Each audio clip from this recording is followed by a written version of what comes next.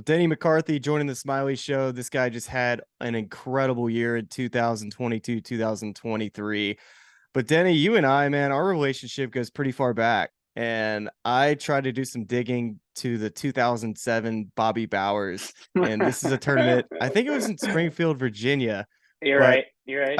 I was staying at my dad's teammate's house. A guy named Scott Inman was staying at his house. He told us about this match play tournament, and we went up there. I was in the 14, 15-year-old division, and Scott Inman's best friend was, I believe, a guy that either went to Virginia, a guy that you probably know his name, but um, he told Scott at the beginning of the week, it's like, hey, like your horse, Smylie, if he's gonna win this tournament, he's gonna have to beat Denny McCarthy. And we get up there that week, we both make it, and we're on the same side of the bracket, and we meet in the semis. And I don't know the final of our match, but I got the job done and I won the finals. And I wanted to show you this as I'm wearing this timepiece with the Bobby Bowers champion. Wow. Look at this, Just had to man. rub it in. He just I had mean, to rub it in. I got I this probably $20 watch on my wrist right now, and I just like, this is my humble brag. Like, yo, I got the That's dub against awesome. Denny. That's Do you awesome. remember that? I do remember that. I wish I didn't remember this so well, but I think you won 4-3. I think that was the match final. Ooh, dusted Yeah, him, man. kind of smoked me. I remember that too. Like, I'm like, who's this Smiley Kaufman cat from Birmingham, Alabama? Like, who? Why is Like, he what is this here? guy? Who is this? Who does this guy think he is coming to my domain and trying to, like, stir up the golf in this Washington D.C., Maryland, Virginia Oh area? yeah, Like, I'm like, what's this guy all about? But I do remember that. And four and that three. that that that hurts that you just whipped out the watch. That Hey, brings me if you back. want to know what time it is during Isn't the that's show, I crazy? could just That was right now it's 2007. That was 16 years ago. yeah, currently it's 5:46, and I think this next 50 minutes or so, I think it's going to continue to remain at 5:46, as this thing hasn't been active for quite some time now. That's awesome. That's it's yeah, it was a good meeting for me in this case, but um you know I think our connection between us two is, besides just meeting at an early age, is that you and I both, I would probably not put words in your mouth here, but my first love growing up not only was golf, but it was basketball. Like, I played Yeah. basketball 6 months out of the year, played golf 6 months out of the year. And I think you and I both are very similar in the fact that we're good putters. We loved basketball and we love to compete.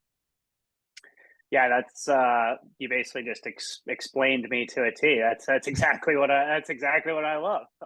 Yeah, basketball was my first love. I mean, I've played with like the same like all my grade school buddies K through eighth grade. We were playing like a CYO league, an intramural league, and like an AAU Rising Star League. I was playing on three basketball teams, and like you Wow. said, like I was playing 7 months of golf and 5 months of basketball. And I remember the first time I had to play golf year round. Like my first year of college was my first time playing golf year round, and Same with me. I like lost my mind in the spring. I was like I felt like I had to play golf in the off season.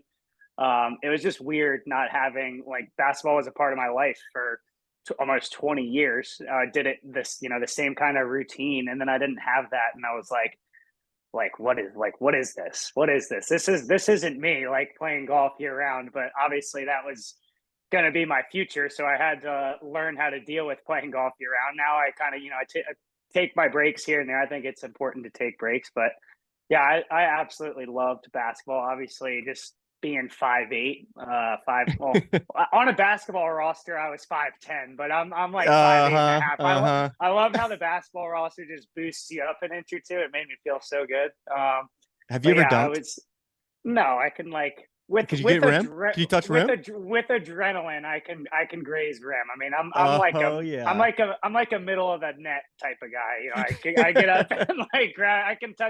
I can swipe the middle of the net, and then, like, if I was really jacked up, I could, like, you guys see that I just grazed the Oh rim. yeah.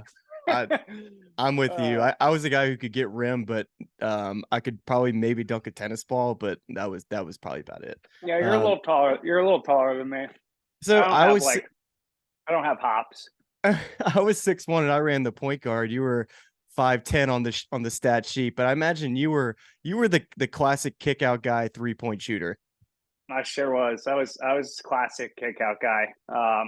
Grade school and like freshman and JV ball, I was able to kind of be a little shifty and get into the lane here and there. And like I had some moves, but like once I got to varsity level basketball, like The different league. that wasn't gonna fly anymore. I knew my role, and we had a lot of good players actually. My junior year, we had like 4 D1 kids on the team. What? Point guard going to Georgetown. Yeah, our league was really good. Oh my gosh. And I started the year like eighth or ninth man. The assistant coach was like always lobbying for me to like play. Like, coach, got to put Denny in. We need shooters. We need shooters. And put me in one game, and I went like 6 of 8 from three. And Just like jacking from up that point threes. out, I was like the sixth man the rest of this year. I wasn't expecting to get much playing time that year. We had a really good team, and our point guard was just really good. You know, drawing 2 or 3 guys, and I was perfect for that team because all I had to do was kind of like, you know, shuffle around the 3 point line and make sure he could find me in tough situations, and I was able to just Amazing. kind of be the knockdown shooter guy, I guarantee it's so the golf ball whacker guy. the golf ball whacker guy. Did the Virginia golf team, did y'all run 5-on-5 at the rec and play? I imagine I know you had to keep playing. You can't just lose Yeah, that. no, we went to the rec center to shoot around a lot, and it got to a point where I was like, you know, people always needed extra guys for pickup, and we were like, yeah, you know, like we'll play some games, and then like, you know, my competitive nature, we start out trying to take it, you know, slow and take it easy, and Next thing you're grinding. that's just not in my nature. So like when we start losing and kids on my team aren't really that good, and I'm starting to realize like, okay, if we want to win this game, I need to just like start kind of going hard and like taking some shots and be aggressive. Oh, And sure enough, that's what happened. I start working too hard on defense, start grinding on offense, like. And it got to a level where I'm like, okay, I can't go to the gym anymore really, because I'm just going to be tempted to play, and this is just going to end bad. So I still like to shoot around, but I try and stay away from pickup. yeah, you definitely don't want to get hurt. I kind of hurt my foot at the rec center. I think my junior year, and I remember having to tell my coach I got hurt playing basketball, and I didn't really go over too well. So I retired from playing basketball ever since, even though I love it. Yeah, Bowen wouldn't have been happy with me if I had gotten it came and told him that. Well, I mean, we've seen it on PGA Tour socials, and you've talked about it before, so we've seen how good of a shooter you are, and we know how good of a putter you are as well. I mean, do you agree? Do you think that there is kind of a connection between those two? I think so. Yeah, I think for me, I try and make putting as reactionary as it would be to shoot a basketball. Yeah, So basically, just point and shoot. If I'm catching a pass, I'm not thinking once I'm like loading, you know, and um,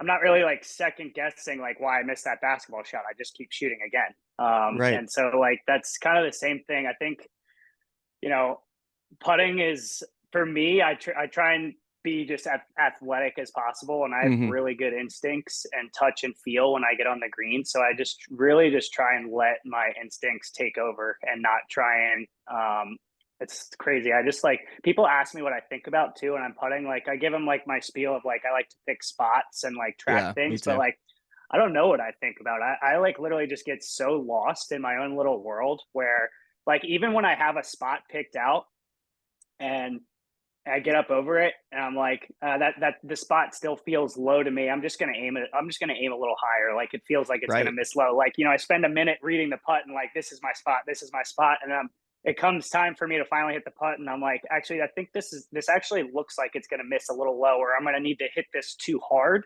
Mm, So I'm just gonna aim a little right and kind of just coast it out right a little bit, and like that's just how like my instincts and feel usually are right when I'm on the putting green, and I've kind of learned to just trust my ability. that's so interesting, and I think a lot of teachers and a lot of players think that your routine has to be run exactly the same every single time, and it has to be perfect. But for you, you probably run the similar routine every time, but I imagine that it changes based off of either you don't see it quite correctly or you see it perfectly. And sometimes when you see it, you're like, hey, I'm ready to go. I'm getting in there. I'm getting in there fast and putting. Yeah, and I think sometimes when things aren't going your way, like caring more and taking more time, and it actually like just doesn't do it for me. Actually, I talked to Dr. Attella a decent amount, and he always talks about just have a ball, have a blast. When you get to the green, that's when the party starts. Kind of like care less to make more, and like I love all that stuff. Like he keeps it really simple when I talk to him. So like just even caring less if you're struggling where you're like missing, a handful of makeable putts, like get in there and just like care less and like just like be super free. And it's really hard to do sometimes because, you know, you're hitting quality shot after quality shot and you feel like you keep missing good opportunities, but you just got to like totally let it go and free it up even more from that point instead of like clinching on and like trying harder, if that makes sense. No, we see it all the time, and I kind of feel like I see that with Scottie Scheffler and his putting right now. It just looks like Uh, he's caring too much, you know what I mean? that It's that his name kind of popped in my head as like I was like saying this. I thought of him too. It just doesn't look natural. He's such a good athlete. He's another one that's a great. He played basketball. He's a great basketball player. He's a great athlete. Look at like his ping he looks swing. like he'd Like be good at ping pong, like I know. just I hand-eye looks like. I coordination mean, stuff. honestly, I'd like to hang out. I mean, I'm good buddies with Scotty, but I'd like to. I feel like we'd be very similar in terms of like playing little games, competition wise. Like I know he's gotten into pickleball. I love pickleball, Oh, I love some pickle, but baby. Pickle's pretty. It's kind of addicting. It's like, I'll just play a couple games of pickle, and then just like eight games later, you're like, man, I can't believe we just played that much pickle.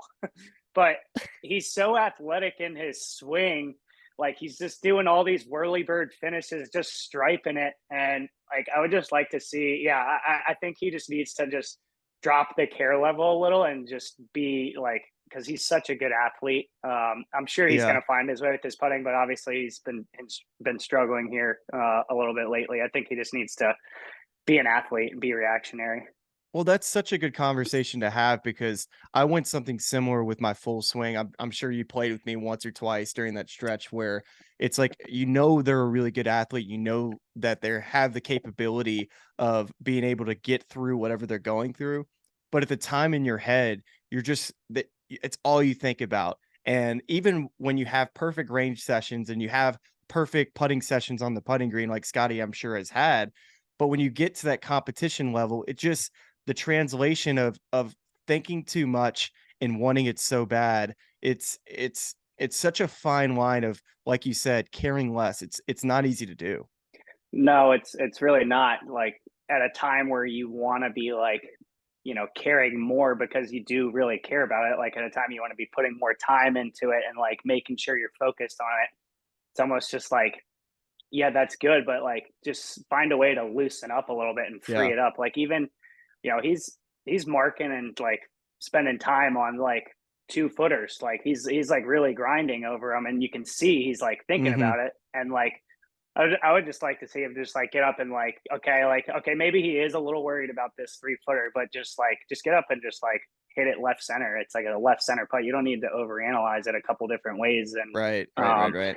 it's just like, yeah, like almost in a way, just like embrace it. Like, okay, this is a tough putt, but if I just get up and brush this little 3 footer in, like this is going to give me some confidence. If I just get up and brush this in, like this little 2.5 footer can really give me some confidence if I just, free it Mhm. up, knock this one in. Maybe that frees me up to where like, the next 8 footer I have, I just have like the same kind of thought process where I'm just going to get up and brush this in. And whatever kind of putt I hit doesn't matter. I've just hit it and then move on and try and do that again on the next hole.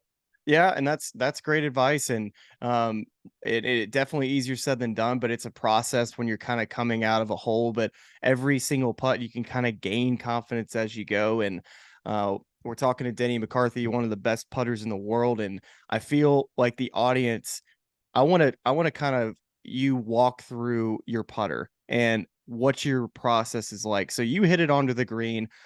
I want you to talk about from when you're walking up to the green, from when you leave the green, what that entire process is like from green reading to routine to positive feedback, negative feedback, dealing with emotions of making and missing putts. Yeah. So, playing 6 years on tour now, I know most of these golf courses, and you played them 6 times, you played multiple rounds on them. So similar pin locations, you hit a shot 15 feet long left of the hole.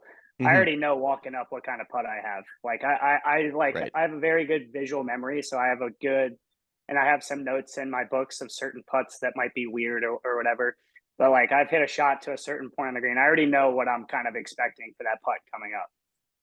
So once I'm up there, I'm already kind of somewhat prepared. I know what kind of putt it's going to be. Fix my ball mark. Fix your ball mark. Fix your ball marks, Fix your kids. ball more, kids. Careful uh, course. I Mark toss to Derek. Look at it from the side that I'm going to be putting it on.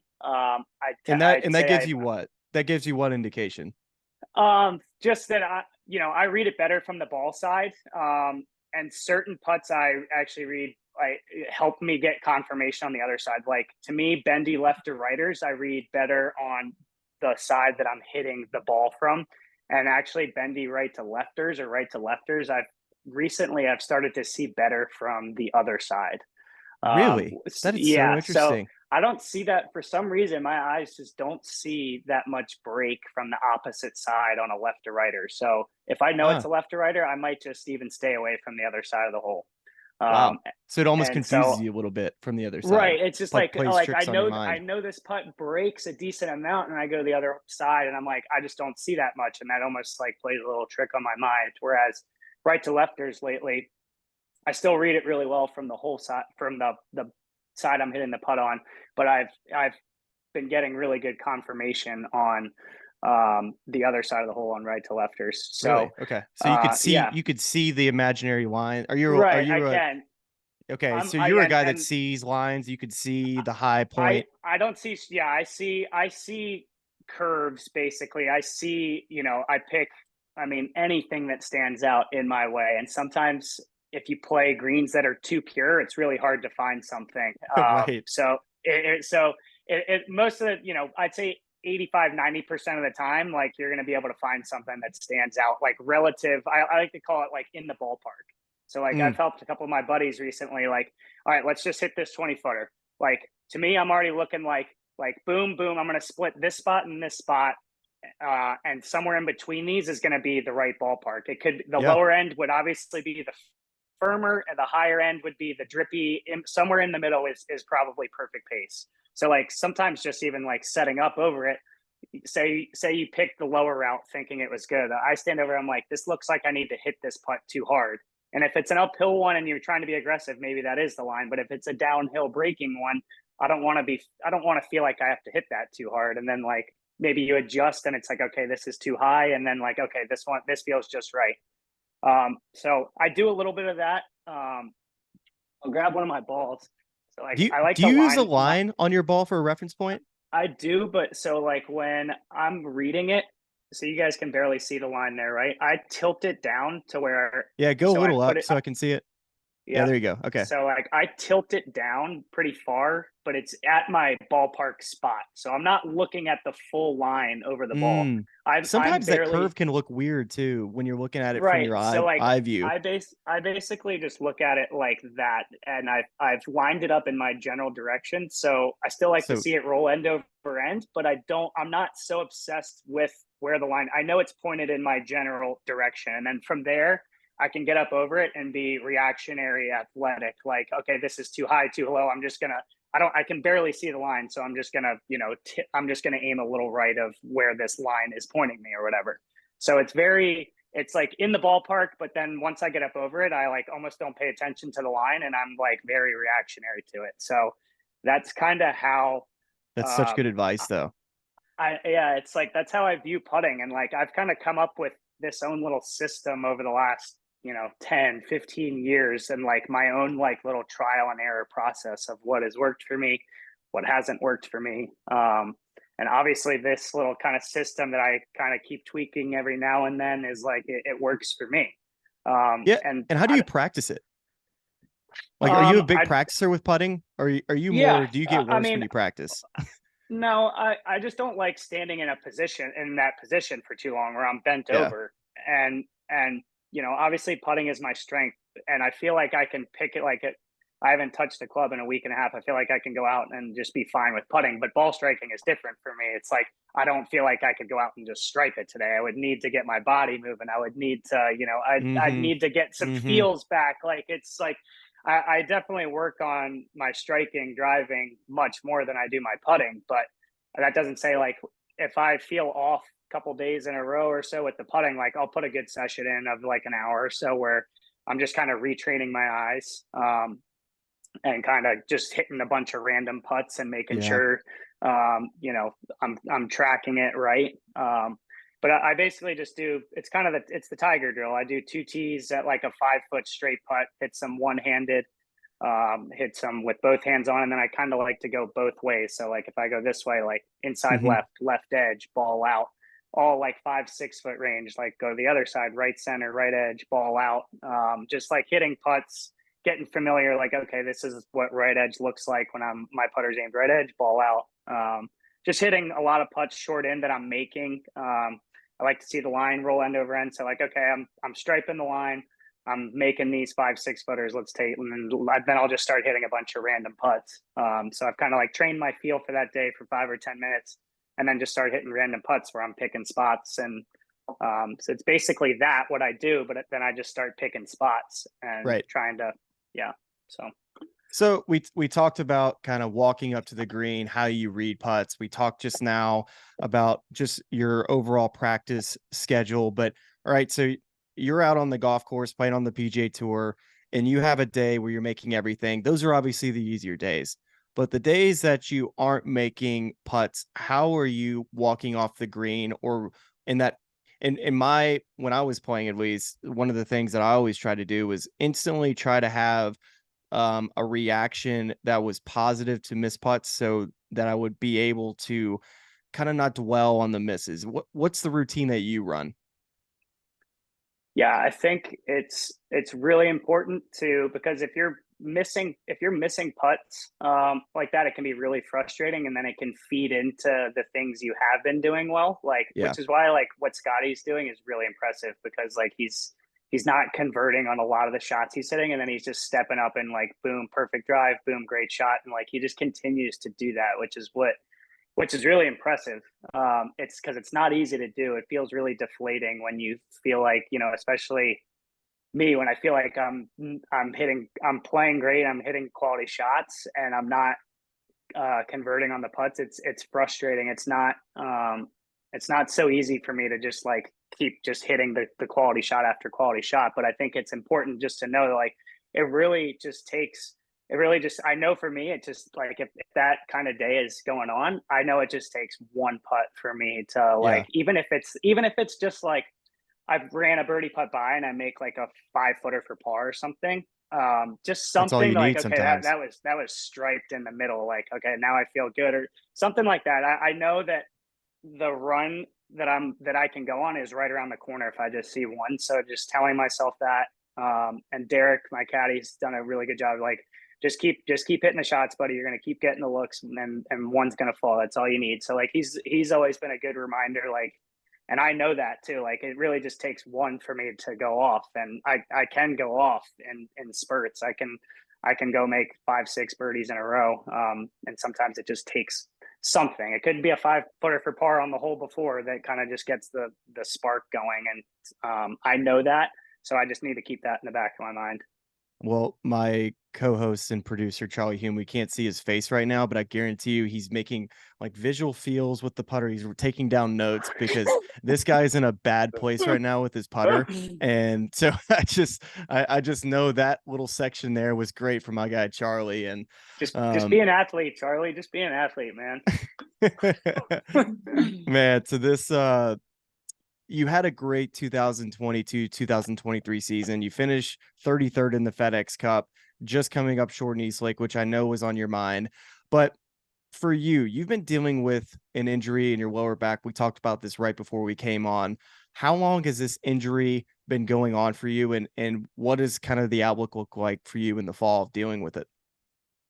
Yeah, it's something that kind of lingered around but never got too serious until the British Open. I played 9 like early Tuesday morning, and then it started to rain on the range.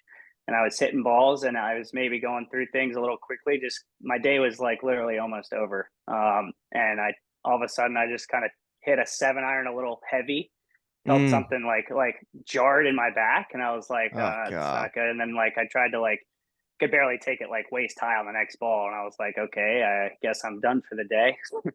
And Jeez. went That's your in, and first my open, right? yeah, first open. I felt great going into it. I felt like I had a really good feel going into that week. Obviously, it was just bad timing. Wasn't able to play the golf I wanted to. My physio, Eddie Bolt, did some really good work on me. I tried to fight it out. You know, like my family was over there, which is tough. Like they rented a house right there. It was like That's I just didn't tough. want to like. I wanted to put a fight in. I didn't want to just like give up. I don't like to. I mean, it would have to be something extremely serious. This was serious, but I felt like I could still maybe get it around. And if I got hot with the putter, like who knows, like, but that was tough. And then I had a week and a half off after I took I didn't touch club for 10 days and felt okay to like get into playing again. And like I really like Wyndham. That's a good tournament for me, good course for me. Um, didn't play well there. Shook off some rust. Was still fighting a little pain. Mm-hmm. And then it's like all of a sudden the playoffs are around, and like hadn't played much golf and hadn't played any good golf, and um, it was just really bad timing. It's like I just needed one more decent event to like lock up East Lake, and then all of a sudden it's like all this pressure on the BMW to like play well. Like I've had Right. this really good year, and I just kind of felt it just like slip through my hands the last like month and a half. Like just even East Lake, you know, Ryder Cup was on my mind a little bit. Like these are things I was thinking about, but I wasn't like playing scared because of them. Like I just wasn't myself. Like I just wasn't in the frame of mind, and my game kind of it just wasn't where it was when I was playing well most of the year. So I worked really hard the week in BMW, like Monday, Tuesday, Wednesday. I put in a lot of work to try and just regain some of that form that I had most of the year. And that's just a really hard golf course. It's long for me. And I just wasn't, I scrambled really well. I just didn't have enough in the tank to, you know, put 4 rounds together, which is disappointing, but still I had a really good year. I still feel like I got a lot better this year, and I still think I can get a lot better, which is encouraging going forward. So what's the diagnosis on the back injury? Is it just something that you just got to take some time off? Yeah, it's just a minor disc bulge, L4, L5, and yeah, I've no surgery. I've talked to some doctors. Both are pretty conservative about it, and so I've actually done a couple Pilates classes Ah, look at with the my fiance. guy. Yeah. Is that a Uh, Pilates hoodie we're looking at right there? Did we just get no, back? this is a Okay. red Vanley hoodie. I guess you can call it a Pilates hoodie. I didn't know if it was like a hot Pilates class where you go and get a No, nice little no, but sweat in, the whole we've deal. I might do that. We did a class yesterday. I got a good sweat in. My fiance and I, Sam, have we've done that. We've done 3 classes over the last week. I really like it. Um, the doctor that I talked to really recommended it. She was like, I just really think you need to just really strengthen the core, strengthen the core, strengthen the core, Mm, um, get some glutes in there. And so I have a pretty good plan going forward. I'm not going to play much this fall. I'm gonna still play some golf here and there at home, but right. I'm not. I think my body definitely needs a break from traveling and playing tournament golf at the moment for sure. Well, keep playing golf, Denny, because I'll tell you this, the first two things that go when you stop playing are your glutes and your core. So Yeah. I'm sitting over here thinking like, man, every day I'm like, I gotta activate my glutes. It wouldn't hurt for me to do a crunch a time or two, but I try to get it done as much as I can, but I stay busy. It was always a lot easier when I knew I had to activate everything every morning. Now I'm like, at the end of the day, it's like, you know what? Like it's already 5 o'clock. Do I really need to activate the glutes and do a crunch or two? Probably not. Yeah. Yeah, like I'm going to bed soon. Do I really need to do it? I've already kind of like I haven't done anything all day. I'm about to go to bed. I'll do it tomorrow. Yeah, No, and but yeah, that's the it's rinse repeat for me currently, and it's I'm it's I'm a different I'm stage def of life, but I'm enjoying it. Yeah, that's good. Yeah, you got. Do you have two kids now or one kid? No, I feel like I do with this golden retriever every now and then. Luckily, she's sleeping, or she would be giving me she'd be heckling me during this interview. But no, Anna Carter is my only kid daughter, and she's 7 months. So I definitely get some like nice back extension working during the day with the constant pickup stuff. And but I'm like I think any dad will know this, and you'll get there one day. Is that your shoulders start doing this because Yeah. you're holding babies this way? So I'm Right. always trying to get my chest to extend to try to Yep. keep my shoulders from getting tight. But That's I that's I funny. get cupped like once a week because I always get so tight. That's funny you say that. The Pilates instructor we were having yesterday said, my shoulders have a tendency to do this. She wants to like, not Open like them up. arching my back, but like keeping my core engaged and just getting some extension through the shoulders, upper back. Like I just have a tendency to like sit like this, like all the time. Uh-huh. And So that's part of it. Part of two it. off So, season goals for Denny, I think, for just content. I would love to have a live stream of actually three options here. So I want to see a live stream of your putting practice. I want to see a live stream of your Pilates class, and then I want a live stream of you playing Golden Tee. You showed us oh with your little man, setup over there, and you got some course records going on. uh, That's pretty nerded out. I love it. I know. Yeah, it's just the nerdy competitor in me, and my You got to older brother Ryan. show everybody the little setup, the putting setup, and then Okay, the I'll Golden show. Tee. Yeah, here the putting setup's right here, people. I got. I don't Is it use the a mirror all the time. I use it in here. Stripe some nugs. Oh, someone's calling me. tell them we're doing a podcast? Yeah, we're doing a And podcast. unless it's It's somebody really actually cool, yeah. then we can maybe figure out how to get him in here. It's my sister Christina. I mean, she's cool, but she's not worthy of your podcast yet. Oh, come on now. Come on now. Hold on. No, you're good. So the Golden Tee is definitely something I've played at a bar a time or two in my day. But you got it in your own home, and here we are looking Yeah, at it. This is here's the setup. wow. Here's my course record list. I mean, it's kind of crazy, and I know Does that just stay it's there? like yeah, it just stays here. So like I play like there's a couple course records like 14 under Stone Valley, Scorpion Bend 14 under. Those course records got to come up. Those are beatable.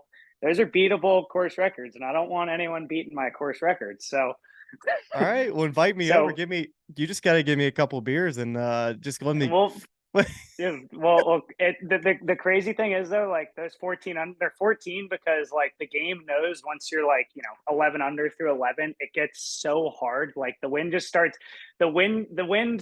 blowing like 20 like down off the left to a front left pin, and like there's just no way to like get it close. So you got to make some bombs like coming Oh in on the my back gosh. nine. So like you got to get the wand hot. You got to make some putts because it's just like you have to take on a shot just to hit it to like 30, 40 feet sometimes.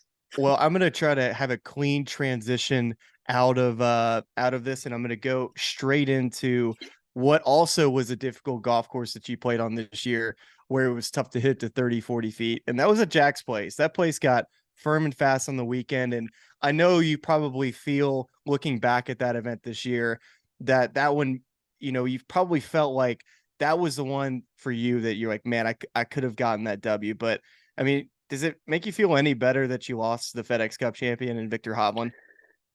Um, yes and no in a way. I actually hadn't thought about it in a while until I was talking to like my brother and a couple other buddies this morning on the phone. Like I just went out to get some breakfast and coffee, and like just like that just popped into my head. One of them brought it up, and I was just like, like somebody was like, if you won that event, you'd be like, eighth in the point standings instead of 14th. I'm like, yeah, well, Come on, I knew man. that. I knew that. You didn't have to remind me of that.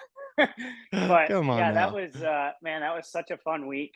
I played really well. At that golf course is like, man, It's it's I love it though. I I love it. love it too. I love it too. I played well there last year, and I just had good vibes showing up this year. I think I missed the cut at Colonial the week before, and I got there early, and I just did a ton of preparation. Like I walked with wedge and a putter on Sunday, the front nine, just hitting so many chips and putts. Played the other nine on Monday, other nine Tuesday, pro am Wednesday. So like I saw each nine two times, And so like I just felt so prepared too. Like I just knew all the Hmm. breaks to the putts. Like I knew what it was going to be like. I knew you were going to have to hit 9 irons to 30 feet. Like you're not going to be able to really attack. The place just gets purple on the weekend, and I kind of love that because like I Except just know 16. going, yeah. Well, like that's the thing. Like 12 on, I'm hitting a shot on 12 on Sunday that I know standing on the tee that I basically can't hit the green here, and it's just like it's crazy when you're hitting a 9 iron on a par three. It was just blowing. It's almost better hurting because then you can It's kind of spin it up and like have the wind help stop it. But it was just blowing like 10 to 15 downwind, and the green's concrete. And I'm just like I know I can't hold this green. The miss is actually the front bunker, but you hmm can't quite risk it that much because if you try and miss it in the front bunker, there's also water surrounding it. So it's just like it's a gritty, grindy place, which is why I like it. I know if you shoot even to a couple under on those weekend rounds, that you can really make some you can do some damage. 1 or 2 under goes a long way at that place on the weekend, and I know that. So like taking advantage of some of the holes where you might get some wedges on the front to certain pins, and then just got to be pretty safe and cautious to a lot of other pins. And you even got to just take some shots on, like I was even talking about golden tee. Like you even just got to take some shots Yeah, on to of dime course. on the front just to get yourself a 30-40 footer. It's not just like I got to take this on to hit it close. I got to take this on to just hit the green basically. And that's And like it's just that. Yeah, that perspective you're talking about, that's what people don't realize when they're sitting there watching on coverage and they're watching the memorial. They don't realize how difficult and in your head talking about the guy who almost won the golf tournament, that you're playing for a 30 to 40 footer with short irons. That's how difficult that golf course was playing. yeah, like even just for the wedge shot on 14 popped into my head. Like if you try and play that conservatively out to the left, like you can miss it in the bunker and be in a worse place. Like you have Right. to take that wedge shot on. You have It's to. not Like easy. when it gets that firm and they put that sliver like right pin, it's like you have to take it on. There's really no other option. And I like to take it on anyway. If you miss long, it's like right back up the hill. Oh, And that's actually fine back there. Yeah. yeah, and if it's a red hazard and that stuff isn't totally shaved, so like if you do leak it a little right, there's a good chance it stays up.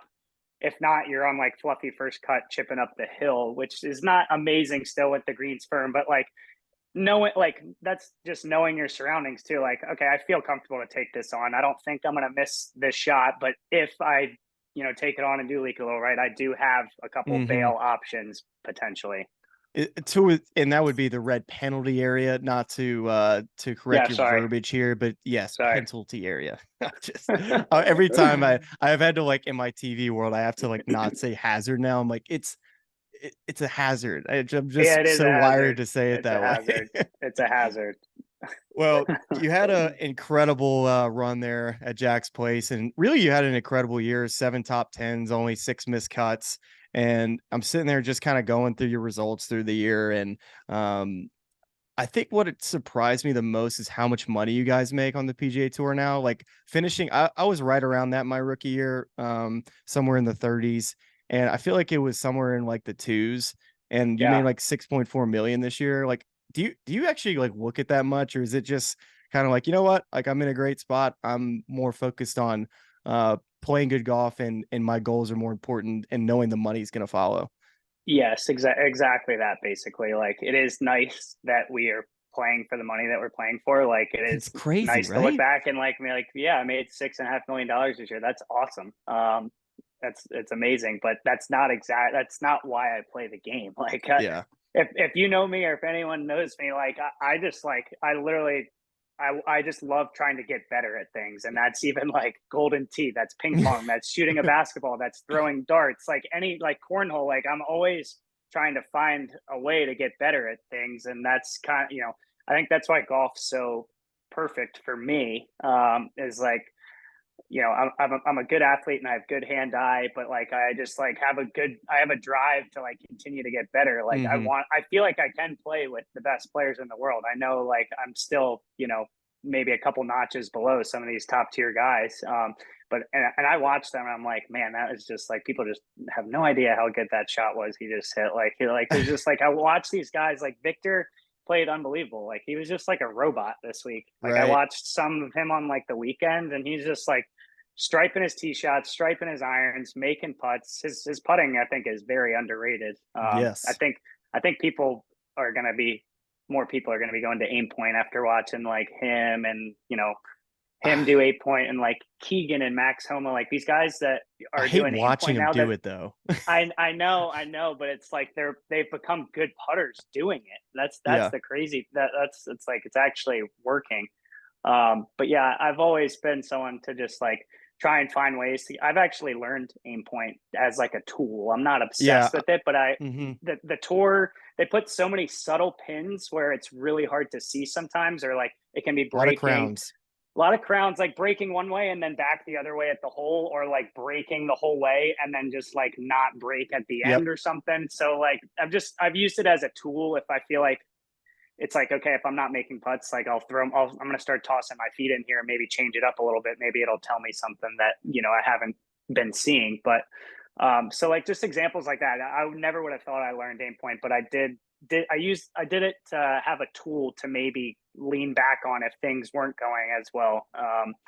So yeah, the money is amazing, but I just want to try and become as good as I can at golf, basically. Yeah, and you kind of mentioned Victor and just top players and things that you see, and I was sitting there watching you and Rory McIlroy go at each other in that 1v1 match in Austin this year, and y'all's match was incredible. I think you made like 6 birdies and an eagle against Rory and lost on 18 2 down, but I want to get your perspective of what you saw on the tee box. You're one down and you're thinking, "All right, I need to make birdie to send this thing to extra holes." And then Rory does what? He just, casually just flew a 350-yard bomb downwind on the green. No big deal. Did you uh, know? Like, what did it look like it yeah, was far enough in the air that you're like, "Oh god, yeah. that could Well, be the really thing is, good." like, everyone's like, man, what did it look like on the tee? I'm like, I don't know. It looked like 5 other of the drives he hit that day, like just extremely high and far with not much spin. Just like an absolute, like, number 12. I was between like a 5 and a 6 iron in a fairway bunker, and he And was then you wedge. like maybe 100 yards ahead of me with like a gap wedge in his hand. And so I'm like, or maybe it was a 6 and 7. I was like, Derek, he's gonna, like, it was like a bull pin. I'm like, he's gonna hit this gap wedge inside 15 feet and have an eagle look. Like, I need to like try and make eagle. Like, it was just like he's down there with the gap wedge, and I'm like, I have a 6 iron, but I heard people cheering on the green, and then like all of a sudden I hear the camera guy on the tee box. I don't know if I'm allowed to cuss on this show, but the camera guy just goes, "Holy shit!" And I was like, man, that can't be a good holy shit for me. That's gotta be a pretty good holy shit for him. And like all of a sudden, like I see like there's a camera like 50 yards off the tee and one on the tee box, and like one of the guys just goes like that, and I was like, oh, so he just hit it to I just lost. Like he just hit it to a tap in. Yeah, and it was uh, a heck of a match. Like, you played great. I mean, I think that's the cool thing about that match play event that we miss is for you to have an opportunity. And I got to play Rory at the match play as well. And it's one of my best memories because I don't get to go up against Rory McIlroy every day in a match play setting. So that was, I mean, for you, it has to be just a great barometer of where you're at as far as just like, you know what, I could beat this guy. Yeah, that was a lot of fun. Like when I saw the groupings came out, I loved that I was in the group with him. Keegan too. Like Keegan and I had him up most of the match, and he had a great finish to tie our match. But like the match with Roy, I felt like I was waking up. I felt like I was like playing on the weekend of a major in contention. Like Yeah. that's what it felt like. And so like moments like that match where I'm like neck and neck with him most of the match, like gives me a lot of confidence. And like that's that was probably a little bit of a stepping stone to like just feeling comfortable at Memorial on the weekend. Like, okay, I can handle like what felt like for me like kind of big time pressure playing Rory. Like I know the match is going to be on TV. I know they're going to show him a lot. Like I just felt like, okay, yeah, like I can do this. Like I can hang with the top guys, especially when I like really focus and put my mind to it. That was a really fun match that day. We both played really well, and like Yeah, I don't know, definitely.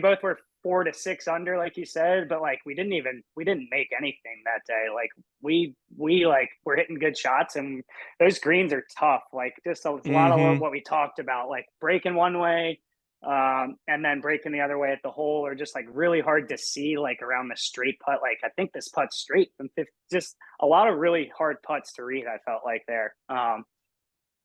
But that was a really fun match, and that was kind of a moment like, okay, it was a disappointing day. I didn't win, but I can do this. Like I can hang with the top guys and play with them for sure.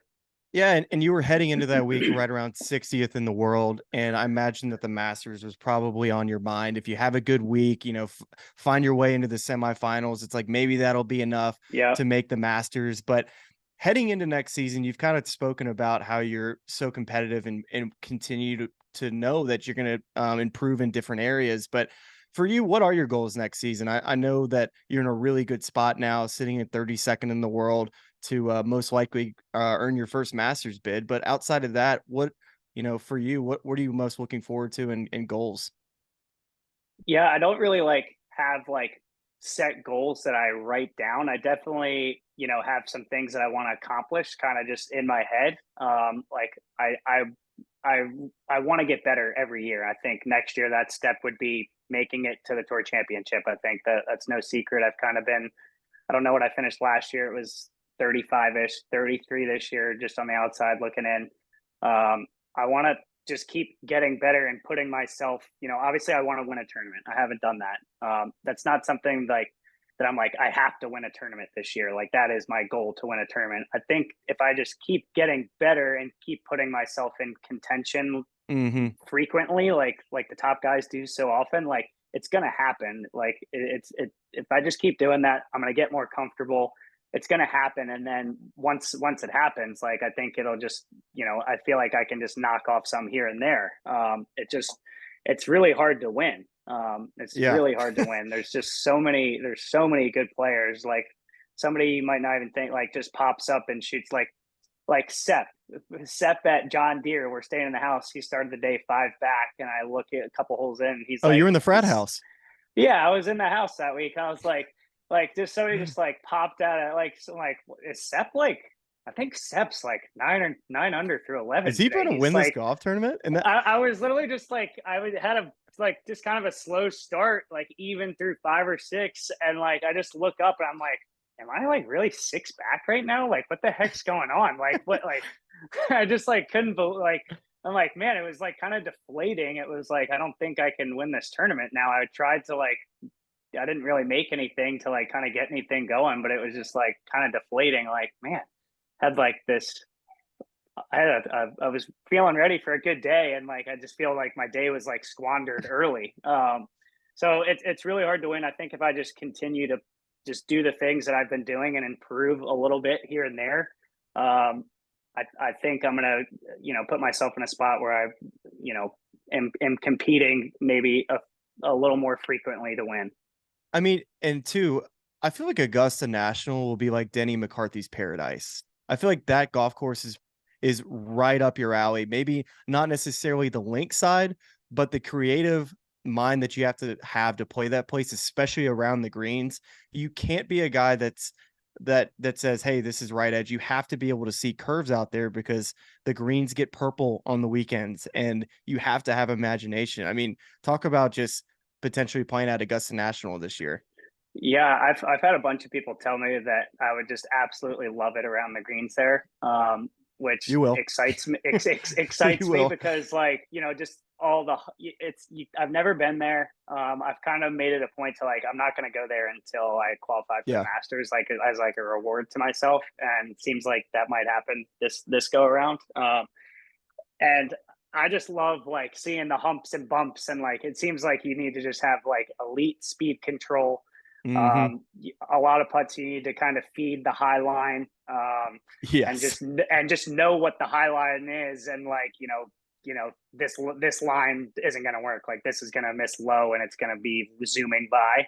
I Mhm. like figuring out like where's the apex, where is this gonna like drop, come down, like where do I need to drippy drop this at the top of the apex. So like I love that stuff. Like to me, putting is fun.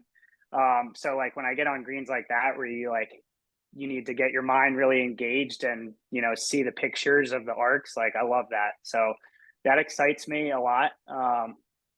I would like to put on some distance. You mentioned like the length might be an issue for me. I'm hoping with this recovery, like getting my core stronger, doing some things in the gym. I'm hoping to pick up some speed without like doing like full speed training. I've crept up Right. there. Like I've been like around a 170 ball speed guy for a while. Mm-hmm. And this towards the end of this year, I actually, even in Memphis with like my back not doing amazing, like I was touching and I was touching 74 to 76 ball speed, Wow. which is high for me. Yeah, That's moving. I felt like I was moving well. So I feel like I can get up there if I could play in that 175 ball That's speed a great range. Like, spot. You don't need any more than that. right, I know. I think if I could just gain a little bit off the tee in that range, I think, and that then that turns a 7 iron into maybe an 8 or 9 iron. Just so the ability to just attack a little bit more and not have to be so conservative would I think would benefit me a lot. I've made a lot of improvements on my ball striking, iron play, Right. and I think that place you gotta, it's a second shot golf course. You got to be hitting it in the right tiers and on the right levels. So I think that's the area I still need to improve on. I've made a lot of improvements, but it can still get better. Well, that'll be fun to watch. And I imagine one of your goals, and you kind of talked about it just briefly, was, and I see the looks like an American flag behind you, a little blanket there. Yeah. But I imagine that the Ryder Cup was on your mind. You finished 14th in the Ryder Cup's points list. They just announced the team. I know it was on your mind. How difficult was it for you knowing that you were injured and feeling like, man, this is just you feel like, East Lake just kind of slipped away, and then you feel like Ryder Cup as well, knowing that you would have been a great partner with anybody because of your putter and just how good of a player you are. Yeah, I mean it's weighed on me a lot the last. I'm kind of over it now, but after BMW, I felt like I wasn't going to get a pick. I just missed out on East Lake. I was pretty disappointed. Yeah.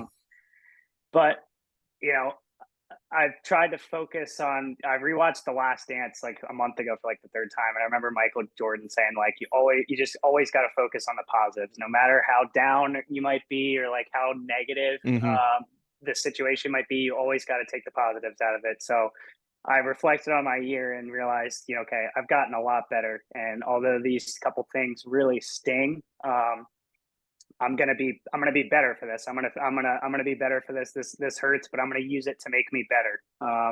And I think yeah, it was tough. I have a really good support system and team around me, and they've really lifted me up.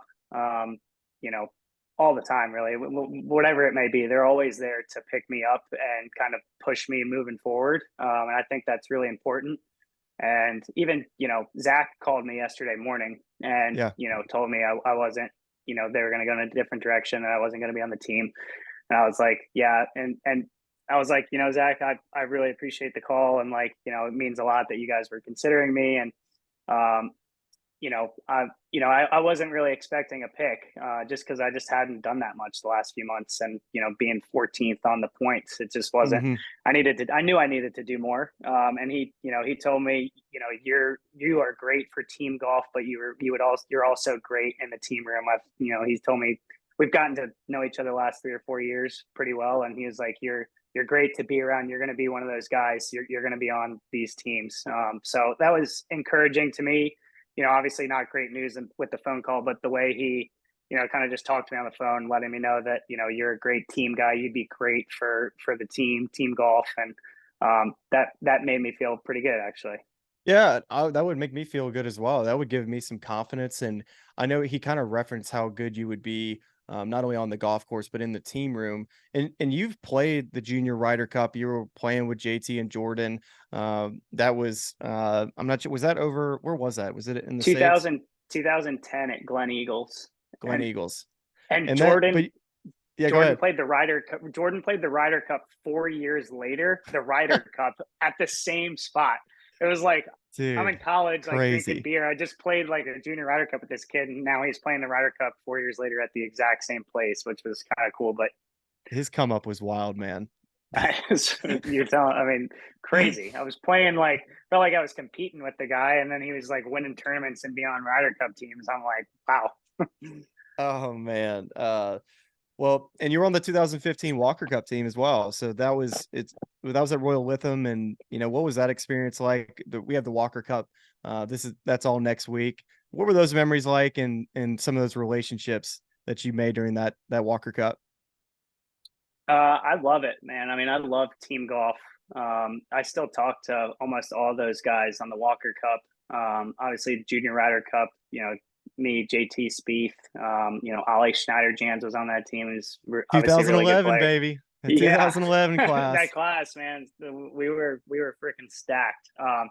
But I love team golf. Like just the same way, like I was on all these basketball teams. Like it feels like I'm on like a basketball team. Obviously, we're playing a different sport, but I played baseball too. Like I just love the team aspect, like having fun, joking around with the guys. Like it's like just the camaraderie. It's like a brotherhood. Hmm. So I love team golf. Like I said, I don't really have, the Ryder Cup is a goal of mine. I don't have written out set goals, but like I've been on a U.S. team representing my country at every level, and I think that's something I really want to do is be on a President's Cup or Ryder Cup or both. I want to be on those teams, hanging with the guys, competing with them in battle. Like that, I love that stuff. So yeah, it's disappointing that I'm not on this team, but I know if I just keep improving and getting better, that hopefully I'll be on those teams to come. Well, this has been a fantastic conversation, and I feel like we touched it all. I mean, everywhere from just what you expect out of yourself in the future with potential being on those teams, and would not surprise me to see you on a team next year. And first off, get healthy, go crush it in Pilates, keep setting course records at Golden Tee. And just as a reminder, it is still 546. It is still 546. And every time I follow you, I might just wear this watch, this Bobby Mowers Memorial Junior Golf Tournament as my that must trophy, that just to must have remind you been it's the 546. yeah, it must have been like the time you beat me or something. Like you got this watch, you're like, I'm gonna set it to the exact time we finished that Yeah. match, Was it? Are you sure it 546. went 5-3? Yeah. That's awesome. That's Well, awesome. Denny, thanks for coming on, man. This was awesome. I feel like people are going to learn a lot from you and be inspired, and keep doing your thing, man. I look forward to watching you.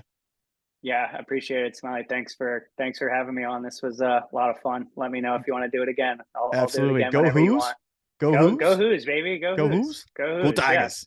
Tigers. We got a who on the Walker Cup squad. Ben James. He's Oh yeah. Great yeah. player too. Wow. Yeah, really, he's going to be really good. He is really Yeah. good right now, but he's going to be really good. Well, I think Virginia football is going to need some help this year. So basketball season can't come Yeah, soon enough. football. Yeah, the talk of all these ACC teams maybe going to the SEC.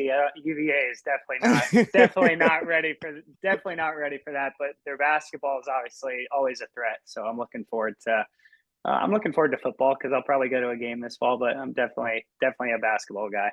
There you go. Well, it's about to be that time of the season. We just need that cool air to drop with it. But all right, man, I'll let you run. Do your thing, and I'll be cheering for you. All right, thanks, man.